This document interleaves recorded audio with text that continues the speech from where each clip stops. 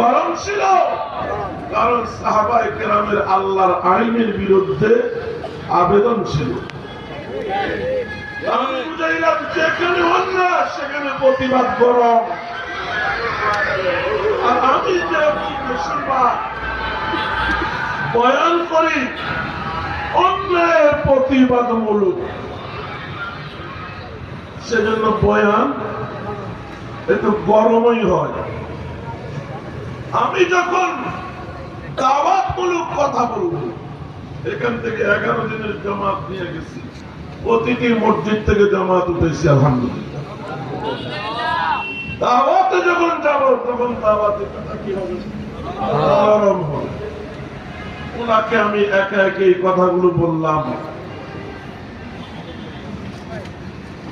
এরপরে আমার মনে হলো এখানে তবলিগি ভাই আরো অনেকে থাকতে পারে, এই বিষয়টা যদি বিশদভাবে জমায় আলোচনা হয় সবাই বিষয়টা বুঝলো। কথা বলেন, বিষয়ের অবতারণাও রাখতে, কিন্তু এই বিষয়টা সবার বোঝা দরকার। কথা বলেন, অনেকের বিষয়টা ক্লিয়ার হচ্ছে না যে গরম বয়ান কেন, নরম বয়ান কেন। হ্যাঁ, প্রতিবাদ মূলক বয়ান নরম, আর দাওয়াতি বয়ান নরম। বিষয়টা আমি জুমায় আলোচনা করেছি। কথা বলেন, উনি এটা মেনে নিতে পারেন নাই, উনি এটা মেনে নিতে পারেন নাই। উনি ধরে নিয়েছেন আমাকে হিট করেছে। ইনসাফের সাথে বলুন তো, এটা কি হিটের বিষয়?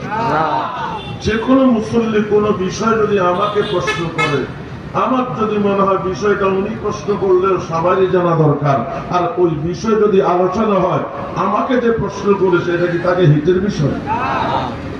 তিনি ধরে নেন এটা তাকে হিট করা হয়, এটা তিনি দিলে রেখে দিলেন। পরে একদিন খুব গরম বয়ান হয়েছে সরকারের বিভিন্ন কর্মকাণ্ডের বিরুদ্ধে।